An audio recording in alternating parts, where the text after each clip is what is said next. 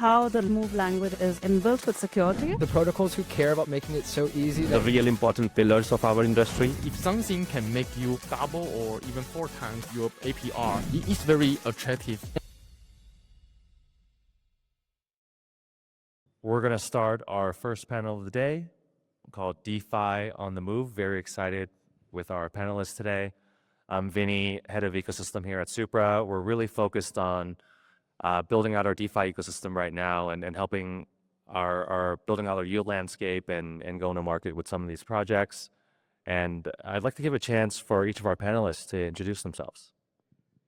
Hey guys, I'm Surbhi. I'm the head of business development at Kana Labs. And we have been building on Aptos for about 2.5, 3 years now. And we've just started building on Supra and super excited about it. Hey everybody, I'm a core contributor over at Movedrome. My name is DeFiPeter. We're building a V33 meta DEX on movement, kind of like an aerodrome, velodrome style DEX. So higher APR, deeper liquidity, and lower slippage for traders. Thanks for having me here. GM everyone. I'm Akash. I'm the co-contributor at Solido. We are building a stablecoin and elastic protocol on Supra. Quite excited to be here. GM guys, I'm Chris. I'm the founder and CEO of Scallop. Scallop is one of the leading money market on Sui blockchain. And yeah, it's glad to be here. We partner with Supra since they are providing a price feed on many blockchains, including Sui. So yeah, it's my third year here, I remember. So yeah, appreciate it again. Really great to see everyone here and really happy to have everyone here in our ecosystem, working with Supra in some capacity. So our first question is, really curious, what brought you to Move? Why Move when there's so many other ecosystems out there? Maybe I'll start. I think the very first reason would be how the Move language itself is like inbuilt with security. When you see or when you compare with EVM chains or how they are built, I think there is still a chance that you can make an error, and that error can prove to be quite fatal, especially when you're handling people's money or funds, right? When it comes to Move itself, the security system or the way it's built, it is difficult to hack. Of course, you can always have different types of methods which are more related to social engineering, but in terms of just the architecture of it itself, like it's very much like secure, and that also allows for scalability or that trust building that you can allow a lot of people who are not really very aware of how to keep their funds secure and create those apps which are more for consumers versus very tech oriented. And I think second thing I would definitely say, I think high throughput and like scalability itself. I think that is not achievable right now in any other chain while making it super friendly for the consumer itself. And that's why with Kana, we've built like perpetual futures. We're actually on testnet and also DEX aggregator, as well as we're working with the intent framework, primarily like actually launching on Supra, between Aptos and Supra for the inflow of liquidity itself. Yeah, I think that was a great answer, but even to build on top of that, outside of the technical frameworks, I think it's more so important about the teams and the community itself. I mean, as most end users know, like nobody actually cares about the tech. Like, okay, Move's obviously greater than Solidity, but I think the difference really comes from the founding teams. You can tweet at John or Josh and they'll respond to you within the same day. If it comes to the guys over on Movement, the chain that we're building on, Rushi and Cooper will respond right away. The first time I interacted with Rushi, I actually DM'd him on Christmas night at 9 p.m. and he responded within 30 seconds.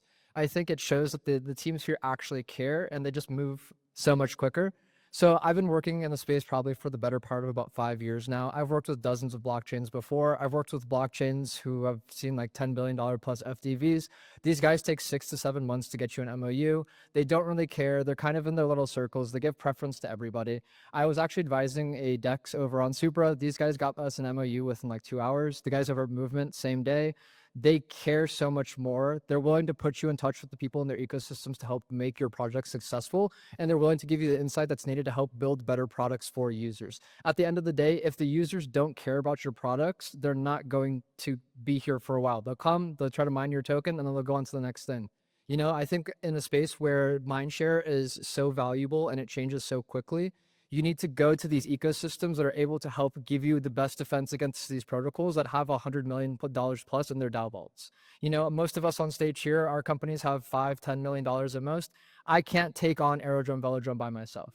With the help of Supra, with the help of Movement, I have a chance through their ecosystems, through all of the dApps that they have and all of the builders that they have. We're able to actually make a change in the space. If we don't create a tangible alliance with a lot of these builders, we're not going to have a chance. And I think this is very rare in a lot of the other ecosystems where most people are basically trying to slit each other's throats and blow out daylight. Everybody here is trying to help. I can reach out to anybody at any of the other companies, and they're more than willing to help a hand. Same for us. Like we're willing to help other projects with BD and partnerships. We're helping to make introductions to market makers and centralized exchange listing managers. I think it just shows that in this ecosystem that caring really matters, because you can say a lot of things, you can have a bunch of money, but at the end of the day, if you're not delivering, what's the point? So that's why we're here on Move and why I think that this is going to be the future. I agree. I take back my answer. Yeah, so I've been building on like Solidity since the Ethereum testnet, and of course, since the very early days of like the DAO hacks that happened with Ethereum, right? So we have been finding out that the languages that are built for general purpose or for the purposes of for the blockchains needs to be specialized more when it comes to the DeFi. And I really feel that kind of Move was the first one to deliver that. Kind of things like those DAO hacks seen in the early days of the Ethereum, the ability to kind of not being able to run these infinite loop, recursive loops, right? So because if you're building a financial app, right, those are something that's not required, and that's where kind of Move performs better in terms of the security, these asset-oriented design, which is a quite bit different from these object-oriented designs. Like these allow you to kind of not being able to manipulate these assets, because in DeFi everything is an asset, right? And kind of this specialized language, this specialized programming language built specifically for DeFi definitely performs much more better. It kind of takes away the load of you are having like the hundreds of millions in TVL, and then it starts keeping you up at night when kind of keep hearing about. And since we have been building it from the very early days of the DeFi, and now at least the kind of the tech has been improved a lot, the audits and security, they have been improved a lot, so hacks have really went much down. But there was a time like in 2017, 18, 19, we would like stay up at night, right? I mean, just worried about that what can happen, right? And from these different kinds of attacks that can happen on with the Solidity or Rust programming language. And I really think this is where, kind of Move is going to win for the DeFi. Yeah, thank you. Why we choose to be on Move, I think especially some key point, including security, compatibility, and users, developers experience, and also including all of the Move VM, their consensus, their performance is just much more better lead like EVM ecosystem a generation. I would say that, yeah. And then for Scallop, we are doing with a money market, which is we try to be the financial solution for all of the Web3 users.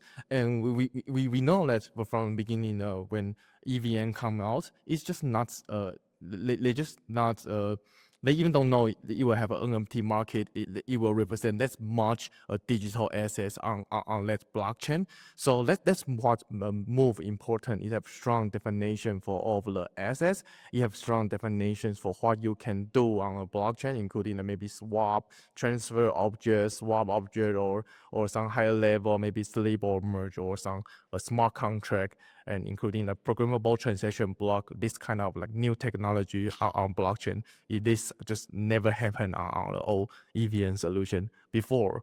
So yeah, my background is about security engineering, and then I represent my background. I really think you need to choose a secure, a composable, high developer experience and users experience solution, and then I think Move is one of the answer. One thing that if you are audience and you hear all of our guests surely Move so much, but I think there's some way to prove that what we are selling is an answer. It's a true. Is all of the basic I think smart contract for DeFi protocols. I think you can find out like some escrow program example on GitHub. Yeah, the keyword is escrow program. And then this kind of escrow program on maybe Solidity or on some Rust layer one solution, maybe on Cosmos or Solana, and you can check maybe Dear Move or Aptos Move or Sweet Move. It's very easy to you can find out that only on Move you can purely focusing on logic and don't need to take that much time on some security check. And the code is much more shorter because it's just designed for like some some assets on chain, some assets management, asset transfer or some like a smart contract logic deal with assets. Yeah. So yeah, it's a proof that not like we just shelling Move just because we build on top of it. There's some proof you can search, you can dig in on GitHub. So yeah, that's why I want to share. Yeah. Yeah, so I'm hearing a lot about like the tech benefits, the execution, the performance, the security. But at the end of the day, what about the end user? Like, do these things compensate for the barrier of entry, as opposed to a user can just go to, use MetaMask and use an EVM chain, like, or does there still need to be better yields, for example? So definitely, I think it leads to an indirect impact on the users. I mean, of course, the users don't care about right what's behind the scene. That's running behind the frame, right? But definitely, the builders care, and builders are able to deliver a much better product, a much higher level of services. Like let's say, for example, with the modular architecture of Move, right, that has been allowed us to build these different kinds of apps, right, where we can have these different reusable components, which kind of allow us to reiterate our product very quickly, right? Because so we take the product to the market, we collect feedbacks, right? And in most cases, the first product you are gonna build is not gonna be cut out for the users, right? And that's fine. Now, because you can take this feedback from the users and you see that these are the parts where you need to have the improvements now. In compared to with other languages where kind of you have to do a lot of reworks into this. When you have built this on the Move modular architectures kind of system, this really allows you to flexibly change the components much easily. So this allows you to reiterate your product very quickly, and I think this leads to an impact for the users. I think adding on to that, I do believe, I think because you gave the example of MetaMask itself, even today, like when I talk to a couple of my friends, it's very difficult to use. They don't know these terms. They don't know testnet, mainnet. They don't know what these small things, what are they talking about? And secondly, a lot of the people, it's just not about the wallet. They also don't know how to get the funds on chain. This is a very big barrier for Web2. Now, on the other hand, if you look at now EVM has on-ramp and off-ramp. But on Move side, for example, Aptos uses Petra. Petra is such an easy wallet that you don't really need to understand the infrastructure of blockchain itself to be able to interact with an app which is built there. So it already cuts down on that barrier to entry. However, the more important part is that, no matter what you spoke about high yields, but before that is the cost which is incurred in terms of time as well as currency.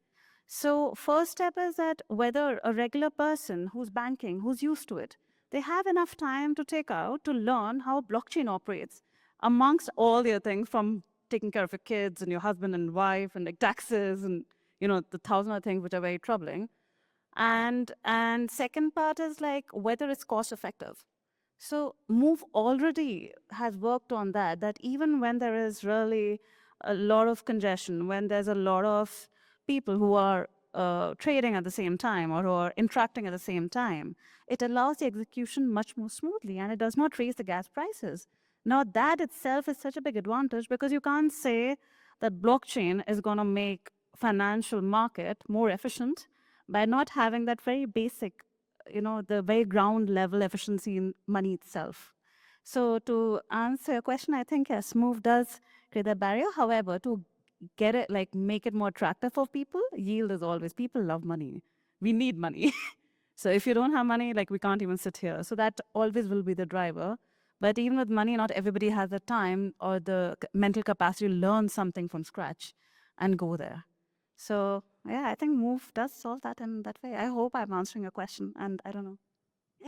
Yeah, I think that was a great response. I've covered the non-technical side, but I think from the builder standpoint, Move gives us a much larger advantage because of how quickly we're able to put stuff together. When we're looking at the space and longevity, it's those who really have enough money to last forever. If you can outlast all of your competitors, if you can outlast everybody else, you'll win. Back in 2022, I was launching a hybrid perp dex. We had to raise about $8 million to get it to market. We had to basically hire 40 engineers. It took about a year to get all of the code ready to go. For Movedrome itself, when we built it on Move, it only took us about 4 months and 12 devs to put a full end-to-end exchange together. So I think the simplicity when it comes to the code itself gives builders a huge advantage. And when you're able to ship features that much quicker, you can front run your competition, much larger companies with much more code, and just getting to market sometimes makes the whole difference. Like from user side, yeah, I think it's common, but our Move ecosystem, we really make a performance to another level. I would say, yeah, Shao, including Sui, including Aptos.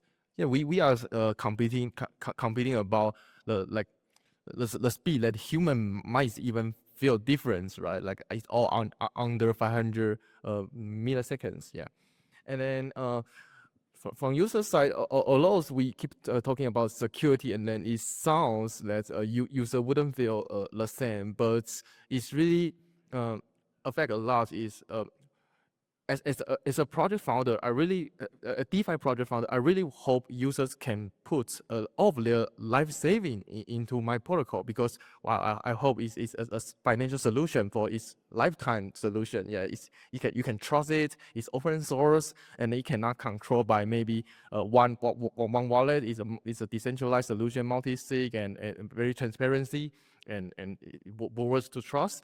And so it's very important that this protocol can survive till bull and bear, including the financial side, can cover the extreme market condition, and also the technical security. Yeah, we know there's so many bad things happen on the OG DeFi, including maybe curve reentrancy or some like Radiant. We know they are also one of the epic lending and borrowing in the space. So these things that in short term maybe users might not feel difference, but in the long term, and especially our smart contract is all upgradable, you will have more and more feature.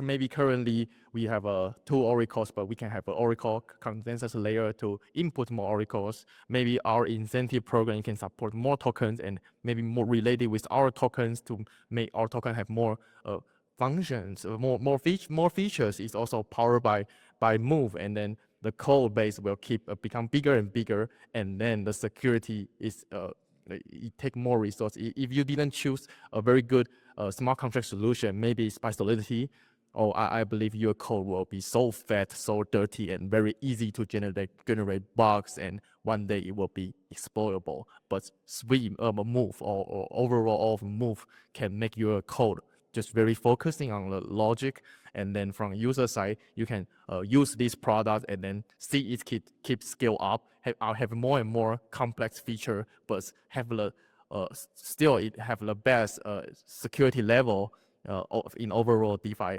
products. Yeah, I think this is the benefit for from user side, and yes, yeah, if you choose a project or product that's built on top of Move, yeah. I'd like to add one more thing to what Chris said. I think with chains like Supra, actually we are able to simplify things not just for EVM users, like not just for DJs or people who've been trading crypto, right? Like I already covered the part of people who are not part of Web3 and coming onto Web2. But with chains like Supra, even Movement Lab for that matter, even people who are in EVM, they're able to access it much easier. So definitely it is user oriented. It does, clear that barriers of entry for users. But at the same time, as Chris also said, like it makes it very secure and safe for people to be onboarded, and also create those small tools like Scallop. It's such a friendly UI and UX, it's really fun to use. It does not intimidate me. And on a very lighter note, maybe we should stop using protocol if we want regular people to come trade on our projects. Because protocol is not something which is fun to use.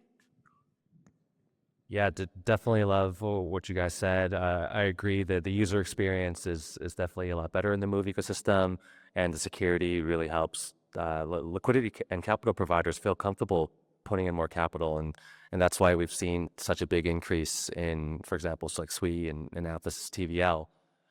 So it's pretty clear that Move and MoveVM and MoveLang has enabled DeFi projects that already have product market fit on EVM to do it better on Move. But what kind of new emerging use cases, trends, and innovations do you guys kind of foresee? For me, I mean, I know Surbhi, you probably can speak to this a lot.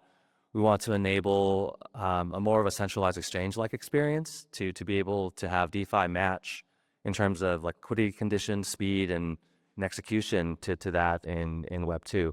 But I'd love to hear what you guys think is possible.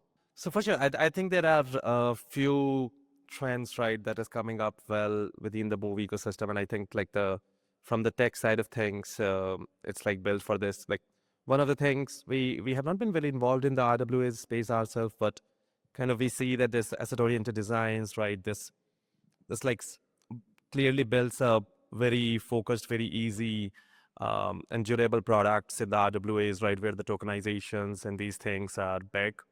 So I think that it's a perfect product for those kinds of things.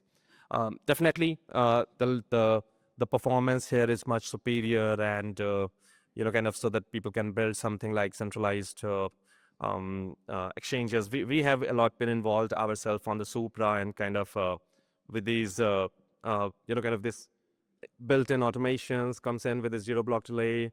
The Autofy, right, kind of we can see that you can provide a much more friendlier, much more automated experience that builds very similar to like how you can build on like a centralized exchange, the automatic rebalancings, right, which kinds of allow you to build these index funds or these different kinds of investment strategies that are possible in the real world. So I think kind of we are very excited for these kinds of products. We really feel that the Move capabilities of Move performance, when coupled up with kind of these 0 block delay automations, these really allow people or builders to build this unforeseen app before, right? You build these auto liquidations, auto arbitrage, auto systems, success-like experience, right? So that's pretty amazing, and we see that this is a trend that should be keep growing. Yeah. What I see about Move trend is, I would say, even right now, we are still very early. Even the oldest Move chain running on mainnet Aptos is like 2 years old more, and SWE is under 2 years old. So for current stage, I think it's still focusing on the infrastructure level.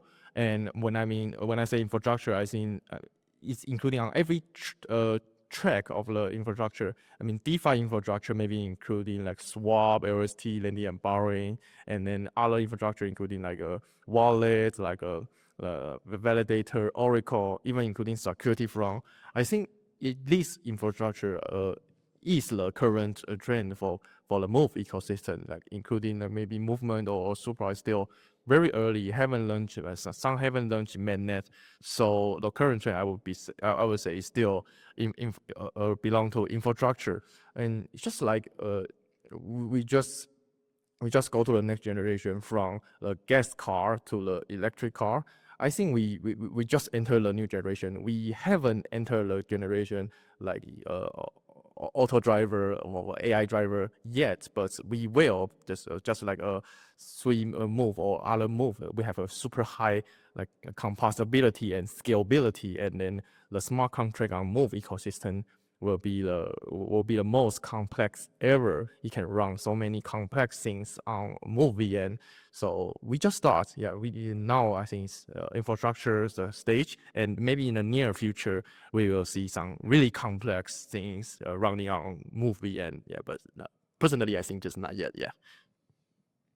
Yeah, I think we're looking at the lens a little too narrow here. I think the future of whatever the industry, whatever of Move is going, isn't dependent on the users that are on chain right now. It's going to go to the protocols who care about bringing retail on chain, to bringing Joe Schmo from Arkansas, who has a $2 million Roth IRA, who doesn't know how to get into Bitcoin and do leveraged staking strategies. The protocols who care about making it so easy that your 4-year-old daughter can trade crypto. I mean, obviously, we're not trying to target children, but making it that easy is really going to be the future. Whether it's AI, whether it's the seamlessness of protocols, I believe only something like 3% of all people around the world have even bought or sold crypto. We still have so much more market, and I don't think the pie right now is big enough. I think there are a lot of great things that the protocols are building right now, but because of how narrow and how niche the communities are, it's very difficult for them to get adequate feedback. Because honestly, like, look, I've been in crypto for a long time. I've traded a lot of stuff in DeFi. I love Phantom Wallet. I tried getting my 16-year-old sister on Phantom Wallet. She had no clue what she was doing. And I think that if we're not able to get people like her or people like Joe Schmo from Arkansas on chain, what are we really doing here? We're going to end up being like the tulip debacle, where we're a bunch of people who are really just trying to buy the Ponzonomics circle of all of these tokens. And then where does it end? You know, not great. You know, so I think it's most important for us to focus on the broader retail uses. There's a lot of stuff that I think that Move can help with on blockchain. There's a lot of consumer-focused dApps that I've seen out there, but I still think we're in the very early stages right now. A lot of the stuff that we're building is still too technical. I mean, Vinny, like for your mom, can she even use any of the AI agents? Has she even used ChatGPT before? And we think ChatGPT is a great onboarding use for crypto, and that's still too advanced for almost everybody.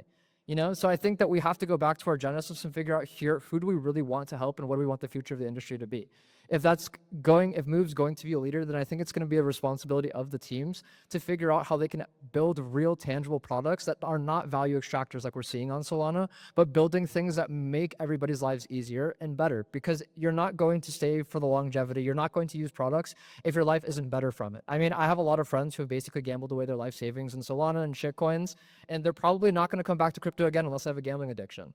So we have to figure out a way here where we can build a real use case for users, whatever that may be. And I think that the builders that are going to take the forerun for that are going to be the winners in this cycle, the next 5 cycles. So before I answer the trend thing, I would say Kana Labs just simply just pitching my company. This is what we're doing. We are making tools to allow that it makes super easy for people to be onboarded to crypto. And like a lot of the infrastructure is very unsexy. But that's what we're doing, so that like, I hope not a 4-year-old, but maybe your 16-year-old sister is able to onboard, yeah, someone older, legal, more legal. But yeah, I think I'll build on that. I think consumer-facing apps, I think we spoke about this in Korea last year. I still stick by the other trends which you are going to be following, but I do think like consumer-facing apps, especially with how Move has gained momentum, would be, and I think that's what you were trying to say, how to onboard the regular people or the retail.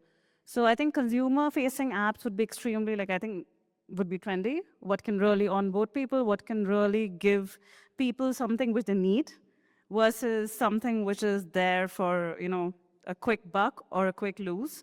I don't have friends who've lost that much money. However, I do feel sad for them, so I do hope they come back. Yeah, it's never fun when you lose money, but if you're losing money on a 100K market cap shitcoin, it's kind of funny, you know. So I do think it will be consumer-facing apps. It will be a centralized exchange-like experience, because that market of people is already trading on, you know, sexes, and it is not safe, to put it simply. However, DEXs have so much capital inefficiency, it's very difficult for people to trade that. It does not make sense at all. So having those small tools which allows a very centralized exchange experience with the benefits of blockchain, it also definitely like the next thing which I see, like we're already working on that, in fact. Now the other part of it is also, which I spoke about, like derivatives or options trading, like simplified way of trading. Like perpetual futures was just the first thing. I do expect a lot of other products which allow people to hold their finances in a very independent way. Because ultimately, when it comes to human level, there are always two issues. That's of managing your finances. And secondly is just the employment or unemployment crisis. So if those two things are already secured for a person, it allows very easily like for people to be able to trade or to be able to interact with an app which allows. I think fantastic example was Robinhood, right? Robinhood did a phenomenal job on onboarding people. Of course, Web 2.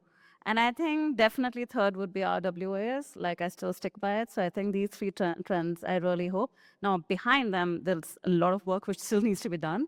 And I do agree, we're still in the early phases. So, yeah. I don't know. What do you think, Vinny? What do you think is going to come up? Yeah, I fully agree with that. RWAs tokenized on chain, giving people access to those yields on chain and are not necessarily correlated with crypto markets, right? Like we can like dump tomorrow and like your treasury bills are still paying the same. It's interesting and it provides continued utility throughout the bear market where everything like memes might tank like 99.99%. My gosh. So Bear market. yeah, so yeah, just definitely agree with everything you guys said about both the infrastructure, the benefits. I think chain abstraction and intents, right, are going to make it easy for users. Fully on-chain perp dexes we're already seeing on Sui and Aptos and soon on Supra. So on to the next question. As you guys know, most of the market is mercenary. So what are some effective user acquisition and growth strategies that don't fully rely on just foundation incentives, or maybe, of course, that is an important part of bootstrapping a DeFi ecosystem, but what's something that can synergize with that or not fully rely on that or be adjacent to that? I think I'm going to go first here. I was actually super excited about this question when Vinny just asked it. So I think it's irrelevant whether you're building in a bear market or a bull market, what the user acquisition strategies are. First of all, you really don't need to do actually any paid user acquisition. How many people in here have paid a KOL $10,000, $100,000 and gotten 5 users from it? KOLs don't do fuck all. Also, what I also want to add is when you add those partnership posts where it's company logo X, who's really engaging with that? When you're posting these product updates, nobody actually cares. When you want to go and build a protocol and you want to really go to the ethos of user acquisition, you need to build a product and a brand that users want to follow, that users want to engage with. If I see a Twitter thread and somebody's talking about their product through 8 threads, I'm not reading that. I'm probably going to report the post and say it's botted because we know damn well it was written by ChatGPT. So I think when you go to the user acquisition side, it's about building a holistic account in an organic place for a place where a community wants to be.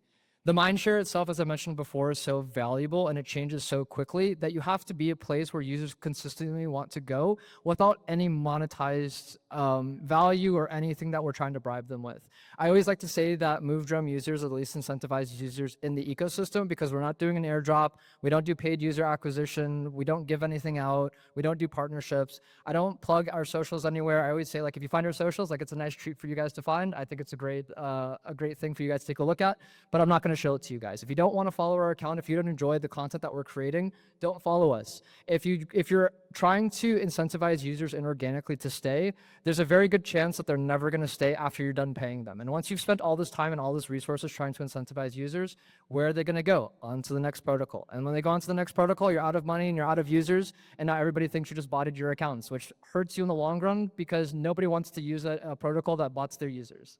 So I think what I'm trying to say here is there's a very, very fundamentally broken part of the user acquisition and go-to-market space in crypto, because the past cycles where you could go ahead and pay all of these KOLs, that you could do all of these partnerships, they worked because we were in the early stages. But now since everything's been botted, since all of this has been played out through so many cycles, there's no reason to do that anymore. And honestly, like, if you guys have a VP of marketing or a CMO that's requiring you, that they say, hey, let's go do a point list, let's go do a point system, fire them. Like, seriously, fire them. They have no clue what they're doing.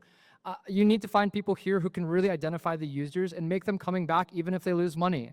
Everybody in this room here has probably lost a bunch of money since Bitcoin has been at 120K.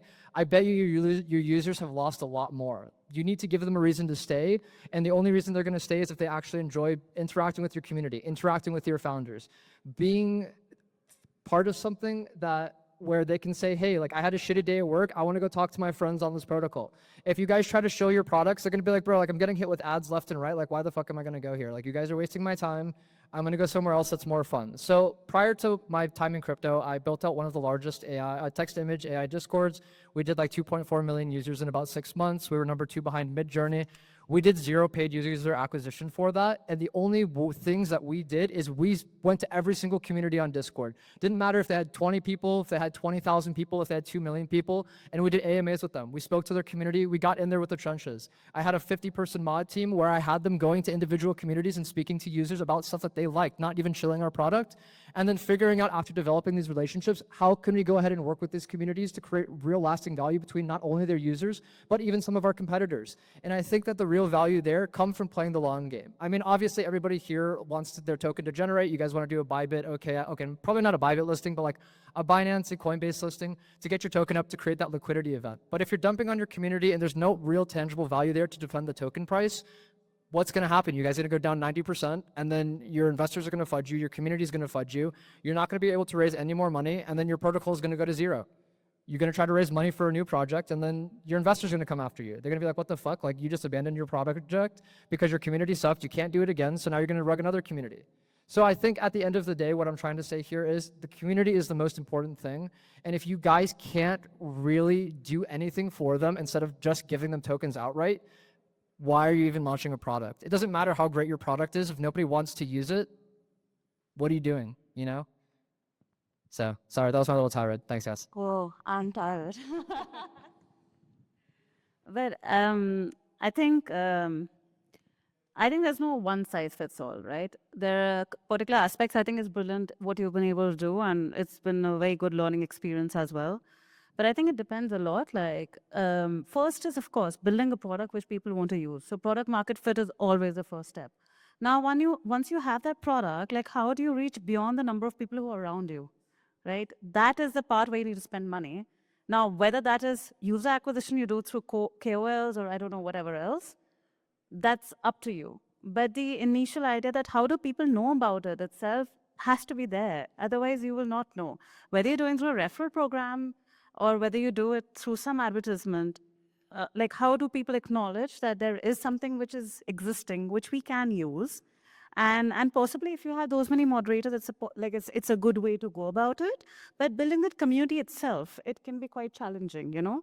That talking to people, because people's attention span is very little. Like you just said, you won't even read a thread, which is absolutely fair. Like you have so many things to do in life. So I think the best way would definitely, like, it depends on the protocol, of course, like how you're going about it, but having a utility for the product, because once you have something which people like, they tend to stick with it, and they also tend to pass it around.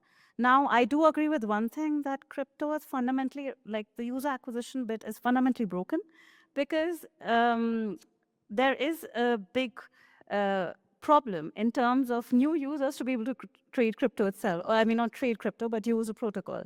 That is the wallet, right? Like, it's so frustrating when you're a new user. So you can't do that simply how you would go on a Kalshi or a Robinhood, that it's so easy to onboard. So of course, that part is there. So I think that is where most of the money is spent, utilized, wasted. I don't know how to put that. But creating something fun, which allows people to come back, like a lot of times, is also a very important aspect. So utility, and second is like, I think PancakeSwap did such a brilliant thing. They did onboard like brilliantly. They did become one of the biggest on BSC, surpassing their own DEX. And they gamified it a lot. So I don't know how much money they spent on that, but I know they did a lot of things which, like points program, XPs or lotteries and bits like that, which allowed people to interact with the interface, but also having a good product to be able to engage with. So I think that's how I would say. But yeah, of course, not paying for users directly, that does not yield into anything. Well, yeah, I guess Peter and Surbhi covered this really well onto, especially with Peter, completely aligned with that. Maybe on the short term, you attract users with the points and the airdrop campaigns and things like these, but these are never the sustainable way to build the product, right? So I think the first thing we have to do is to, of course, focus on what the kind of the product you are building, who your target users are, and you build something that fits well for them. And then when it comes to the user acquisition strategy, of course, I feel that it can never be a one-fits-all strategy, right? That you given it to some KOL and they just promoted your product, because I mean, of course, all products are different. There's different users for that, and you need to find your users, right? And I think in that very targeted campaign, very once you have a good product, you need to sit down where your users are. Um, if you are building a kind of a, let's say, a borrowing protocol, then you have to find in the kinds of the community on which you are building these borrowing protocol, where they hang out, right? How do we win their trust? How do we get their feedback, right? Those kinds of things. Then another kind of user acquisition strategy, I think that works well for the long term to actually get real serious users, right? Not the short term airdrop farmers, is to integrate well, or kind of participate well with these other kinds of products that where your users hang out, right? So kind of you integrate with some other products, other services that complements their products, right? So kind of that's where you are able to get some of these users who really feel that kind of you are solving some important problem for them, and then kind of they gives out from there. You bring on some real user who sticks with you for the long term, right? Oh, while saying all this, definitely I'm not against the gamification and community distribution, right? This has been community, kind of the fair distribution and all those have been the real important pillars of our industry. But definitely, kind of just taking in the users and skewing your product market fit, because so I think nothing against gamification. I think that should be done. The community who is really contributing into the ecosystem, they should be fairly rewarded.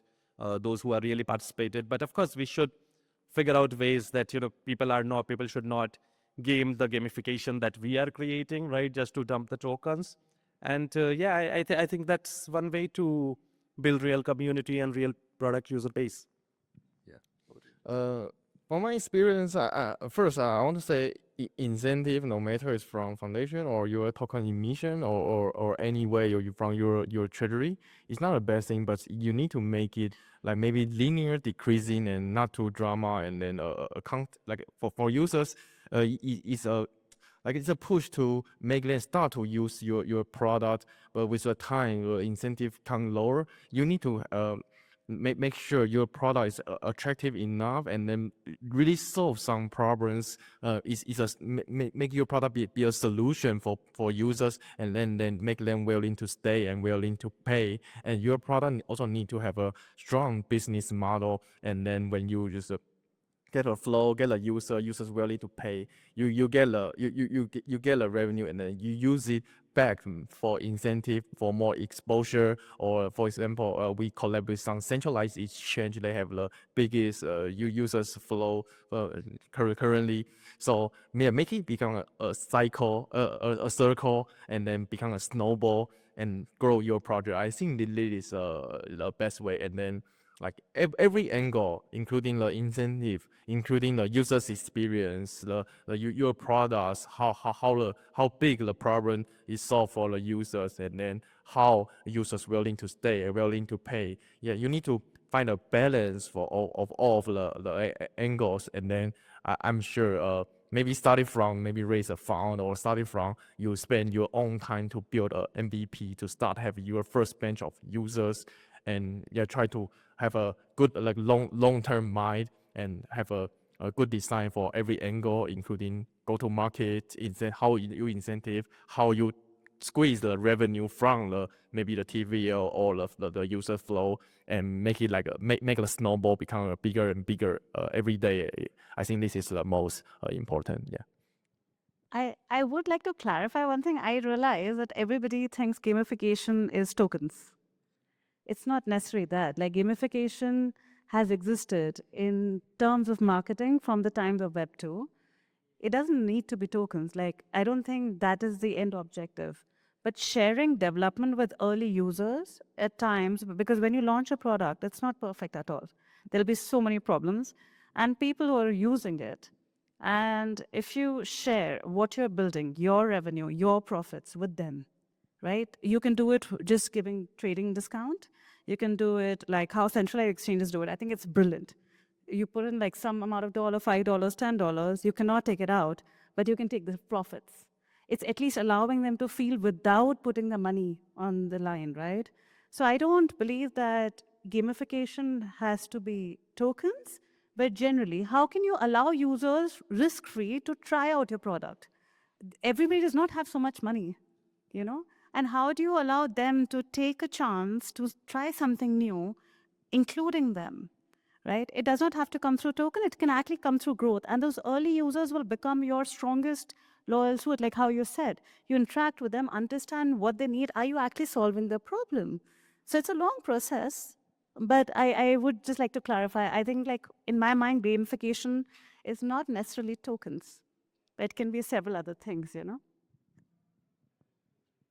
Yeah, agreed with all of those points. I'll just chime in from the foundation perspective. Of course, there's a cold start problem, and incentives are also important for user acquisition. But I guess what we can do is, how do we think about doing so in a more cost-effective manner for the foundation that doesn't negatively, hurt the token price long term, and hopefully help users stay sticky? It's some of the points you guys mentioned with a really good product, building the culture and being transparent and things like that. So at Supra, instead of doing a direct to protocol incentive model, we're more focusing on direct to LP.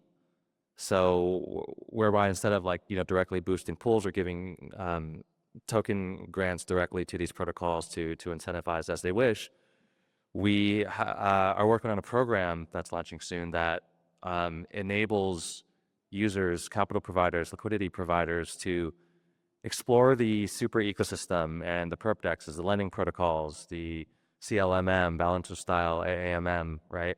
And by doing so, they get the yield directly from us. So ultimately, it's still user acquisition. The users are still getting the yield, but it's more of a direct to user, direct to LP model. And I think that is going to be more cost effective. And we're doing so in a way where we're also partnering, of course, with all the DeFi projects that are building on our ecosystem to contribute to that. So, of course, the yields are going to be competitive for the user itself. I support it. Of course, yields are important. So So kind of change directions here. How do you guys, how do projects that are launching tokens such as each of yours ensure value accrual to your native governance token? Maybe I go first. I'm not sure. Have you guys looked at? Yeah, for Scallop, yeah, we launched tokens last year's I think Q1, and then this on more than 10 exchange, including Bybit and Qcoin, and we have also combined with last topic. Yeah, our token emission also have a part is or incentivize our users. So yeah, it will be very important how we can make sure users want to hold our tokens, or how we add utility on our tokens. First, on Scala, we have VE models. It's quite similar with Curve or Pendle models. You can lock your tokens up to 4th year to cover to VE tokens. And then for holding our VE tokens have several benefits, including it can get the yield boost. Yeah, for our borrowing on our protocols, it currently have the incentive by the foundation and also our token emission. And if you hold our VE tokens, you can boost your yield, boost your APR from 2 times to 4 times, depends on the how many VSCA and how much your borrowing position in the pool. And I think it will be one of the killing feature, because imagine you are a big whale and then your borrowing position is very big. If something can make you double or even 4 times your APR, make you borrowing money, even are earning money, it's very attractive. If you only need to spend few 100K or a few Ks principal to buy our tokens and then lock it for 4 years to switch to VE tokens. And then this is only one of our features. We also have loyalty programs. If you lock our tokens, and they have with different tiers, and when we cross some milestone, for example, our revenue milestone, we just crossed 4 million revenue for Scala protocols income, we will take a percentage and then to buy back our tokens from the market, and then give away these tokens back to our VE tokens holders. So it's like some kinds of the revenue sharing, but I won't directly say that because I want it to be more flexible. But this is another way to generate value for our tokens. And the last is we also have a referral programs. Depends on how big the we have different tiers for BESDA holders. And for the biggest tier, you can get a borrowing fee discount. And also if who using your referral code, who can got a borrowing fee share. Like if I use in Vinny's code and then I borrow in and then pay for the borrowing fee to the protocol, you can get some revenue sharing from my borrowing, which if you are a KOL or influencer and you holding a CA, you are willing to share your referral codes to your friends because it's a win-win deal. And then it's also make retail users want to join this, want to hold the VESCA and become a guy who introduce people to use a protocol to hold our token, also can get some revenue for it himself. So and in the future, most of the token have governance features, and we currently the DAO's the infrastructure is still early, so we haven't have this kind of feature. But including the governance features, these 4 features are our Scallop major features, and I think we are also one of the strongest Move ecosystem tokens in the utility in the space. Yeah. Super. I guess for sure, I think value accrual is something people have been figuring out since dawn of DeFi, and I don't think many projects have been able to do value accrual very well compared to because the token prices, they are much driven by the sentiments rather than how the protocol is functioning or working, and there is a big disparity into this, and there is always that you kind of do buybacks, you do you give out revenue sharing or something, but there is always, we have seen that the leakage of value has happened. So this is definitely one of the very big opportunity, I think, to solve in this market itself. We are very bullish on this hybrid kind of a VE model as well. We think that this really works very well, and too. So very agree with everything Chris shared onto this. We also implement this kind of, it's definitely not a VE model because we are not a DEX, but we kind of implement the similar bit of mechanism, right, that people should be able to lock their tokens, select the time duration, right, because this really reflects in the community that kind of how long term of a holder they are, and depending upon the kind of the amount of time they are locking in for, they would get a multiplier for more voting powers, multiplier for more shares of revenue access, right, things like these. So definitely we feel that this is currently the best approach to do value accrual mechanism into the ecosystem. Then of course you kind of try to incentivize users with fee discounts, right? So that again, the real users who are coming into the ecosystem and are into your protocols not for farming, but farming is like an extra incentive for them, because the first thing they want is to use your protocols, right? And it's just everything around there is an additional benefit that they are getting in. So how do we promote or incentivize this kind of a behavior rather than the other way around, where people are coming in, using your protocols to just to farm you? So I think these kinds of model really blocks in disincentivize these behaviors, and we are bullish on to that this should be. We are also kind of working on these new kinds of model that allow users to stake in a more ability to do with more partner protocols as well. This is something which is still in the research stage. We hope that before we launch in our token, we should be able to finish this, build on top of this our hybrid VE model, and kind of launch up with our Solido protocol. Yeah, that was great. I mean, we also have a VE model, so I'm not going to lecture you guys about that because they just spoke eloquently about it.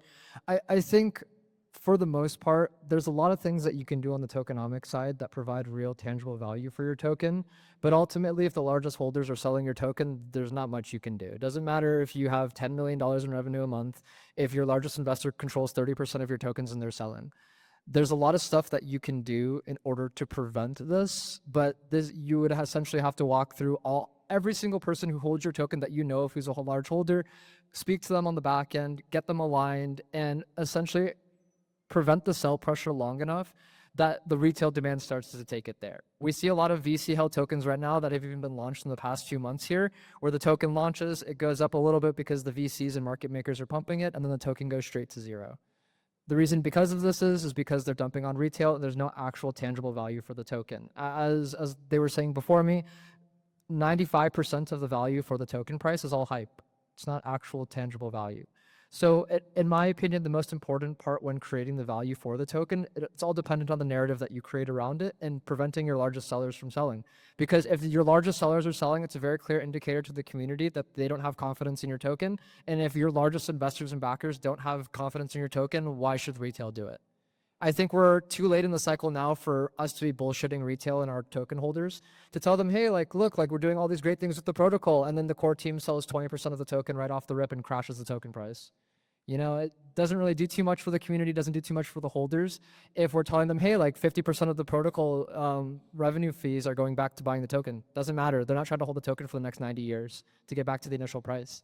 So I think it's more so trying to figure out ways to work with the community and working with the largest token holders to not only prevent that price, but to responsibly be able to exit out. I mean, obviously you could do OTC deals, you can work with exchanges, but it's more so once you find that escape velocity and you find the demand for the token is not killing it. I mean, we all know that the Solana Foundation is selling $100 million worth of SOL every single day. This is probably why Solana hasn't hit $1,000 a cycle. If the largest sellers don't sell, it's very easy for you to defend that token price. And when you have that token price defended, that's your entire go-to-market and marketing strategy there. Nobody really cares about your protocol. Nobody really cares about your product. If they can buy your token and that shit 10x's in a year, they're probably going to be with you for a long, long time. So I think trying to focus on the traditional route of going the tokenomics way is a good way to get the foundation started. But once you have a token live, there's so many other moving pieces that I think that we just need to be cognizant of that really affect the token price in a negative light. And if you can address these features, even if you don't know how to start addressing them, just being able to identify them and figuring out that they're an actual problem for your token allows you to focus on not only preventing the sell price, but making these people advocates for the token. I've met plenty of investors who were the largest sellers of the token, where the founding team goes to the investors. They basically do a weekend-long retreat. They get them super bullish on it, and then the investors become the largest buyers. Instantly, the token goes up 200% in the year. I wonder why. So I know I'm rambling on here, but for the most part, I really think that we need to take a step back here and throw out all of the playbooks for everything that we think we know about crypto. The playbooks need to change like the market changes, and the market changes every day. I mean, everybody thought Solana was going to zero yesterday, and now we're back to 145, 150? I think you guys have covered much of it, but one thing is definitely there, you can't control the prices, nor can you control the narrative, and always it's with stocks too. It depends on the sentiment of the people. So you cannot hold that. There's always a difference between the book value and your market value, which will always exist even in tokens, no matter how good we get and how many people we onboard. So that is where basically you can do the upside. However, from the project perspective, I think the questions to answer is, why should someone buy your token in the first place? Secondly, why should they hold the token? That's the second aspect of it. So from that perspective, as a protocol, finding utility within the protocol is important. For example, with the intent framework, Kana token is required to be staked so that bad actors do not do something wrong. So there's a natural utility. However, this is not always possible for every kind of product or protocol. Infrastructure, I think it's easy to use that versus a perpetual futures to have a natural utility for a token. Second part is that people who've been trading, right? Exactly what you said, that people care about, if it's going to give them returns, right? So there are I think there are several types of consumers, but two broadly, I think, are the ones who like using what they're using. So how can they grow with you? So you continue rewarding them in terms of, although they've not done anything in terms for you, they're doing it because they want to use it, but to continue that sentiment of not selling. And second part is the people who just are there for 10x, how to distribute your revenue. For that, you have to work hard and make sure that your product is selling, right? To continue doing these things. The other aspect is like, which I've noticed, and coming back to the community, people who hold tokens or who have something, there's something about privilege, right? So let's say if I have some special premium tools which are allowed, which I have access to if I have tokens, it allows a reason for token holders to be there. Or similarly, like if I don't know, like premium features as well as like any kind of any other like governance, like what is a new product, let's say for Scallop or for Merkle Trade on Aptos, if they decide, like if the community tells you what is the new underlying you'll be launching, and people who are holding a token, they get a vote. Okay, we want the Trump token to be like the underlying for the next perp you're launching. So all these kind of things, it's a mixture. Of course, it's not a science at all. You don't know how humans do it, and every day is a new day, like how it works. Awesome. Yeah, really learned a lot, and I'll definitely continue to pick your brains after this. So yeah, we're running out of time, so I just want to give each panelist a chance to say any final words, maybe some alpha they want to share, or what kind of DeFi strategies they're doing. So we'll be on Supra super soon. And we will be launching first with a DEX aggregator, but moreover, I've spoken about intent a lot, which really does not matter to retail. However, for protocols, projects, it simply allows you, and even from retail perspective, it'll simply allow you to be, let's say, even if you have Solana and you want to trade something on, Supra, let's say, or Sui, let's say on Scallop, and you have Solana, you can simply go using the infrastructure. You won't have to convert, leave the page, anything at all. You'll simply be able to interact with the protocol using the currency which you currently own, and everything happening behind the scenes. For this, the first 3 or 4 chains we're launching with is Aptos, Supra, and Sui, so which will be available quite soon. And then we also plan to do perpetual futures. So watch out for the space. I know you don't like the socials, but if anyone wants to reach out, you can reach out via socials to us. It's at Kana Labs. Perfect. Yeah, and I guess I just wanted to thank everybody for coming out here. Shout out to you guys for listening to me yap for the past 45 minutes. Wanted to give a shout out to Vinny for putting on such an amazing event, for having us here. I don't really have any alpha or anything in regards to DeFi strategies. A lot of stuff that I've been doing, I'll just talk about Solana because that's where all the volume and liquidity is at the moment. If you guys take a look at Radium, the highest trending altcoin pairs right now tend to have a lot of perp pairs on Binance or Hyperliquid.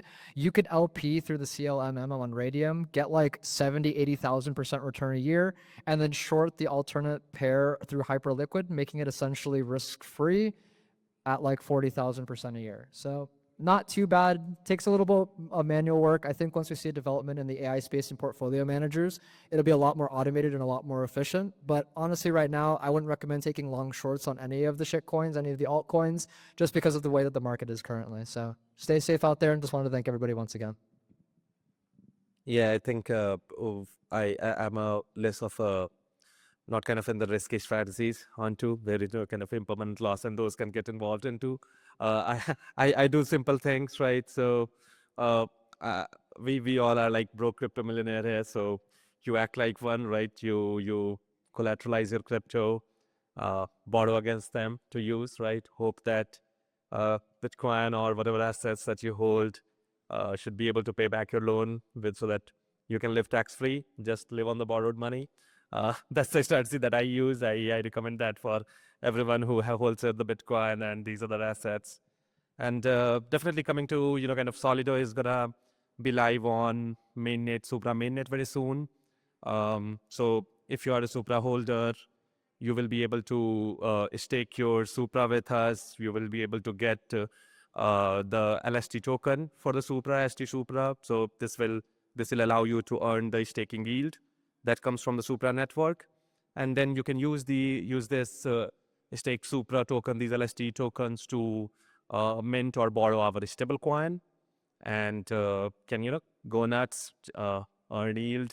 If your portfolio allows, go buy a Ferrari, right? I mean, do whatever you want. So that's me. Yeah.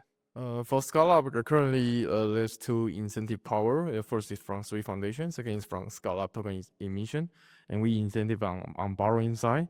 So no matter you want to long or short, or you want to have a more secure strategy, like maybe using blue chip to borrow another blue chip, or even you use stable to be collateral and borrow other stables, and this strategy all can let you make a very stable and very juicy yield, because currently when you borrowing, first you got a liquidity, and second, although you need to pay for the interest fee, but the incentive reward APR for the reward is higher than the interest fee you need to pay, which means when you borrowing, you are earning money. So yeah, depends on you want to long or short or stable strategy. Just yeah, I think you should check it out, scallop.io.